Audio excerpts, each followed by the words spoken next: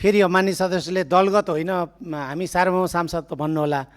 मैले सबै मान्य सदस्यहरूलाई शून्य समय के हो, विशेष समय के हो, आकस्मिक समय के हो भनेर पटक पटक कार्यव्यवस्थामा भनिरहेको छु। त्यस कारणले अब मान्य सदस्यहरू बसेर सदन सभा सञ्चालन गर्न सहयोग गर्नुहोस्।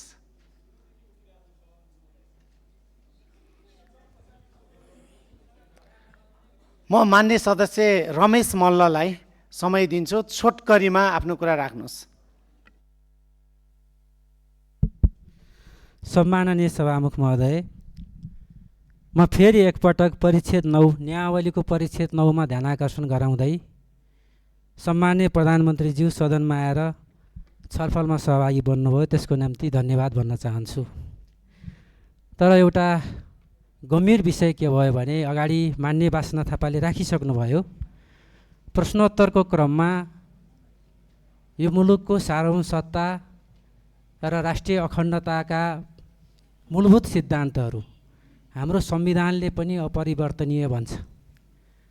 संविधान लचिलो दस्तावेज हो, तर ती कुराहरू अपरिवर्तनीय हो भनेर हामीले भन्ने गरेका छौँ।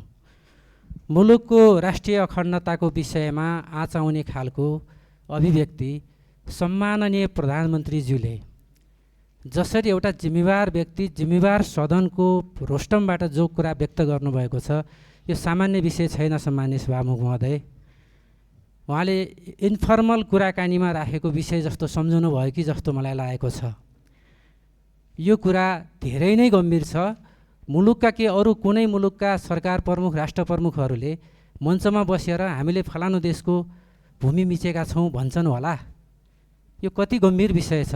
सम्मान्य सभामुख महोदय, सम्मान्य सभामुख महोदय, पहिलो कुरा त सम्मान्य प्रधानमन्त्रीजीको यो अभिव्यक्तिलाई हामीले संसदको तर्फबाट करेक्सन गर्नै पर्दछ र यो गम्भीर अभिव्यक्तिलाई संसदको रेकर्डबाट हटाइनुपर्छ। सम्मान्य सभामुखज्यू, म यही ध्यान आकर्षण गराउन चाहन्छु। धन्यवाद।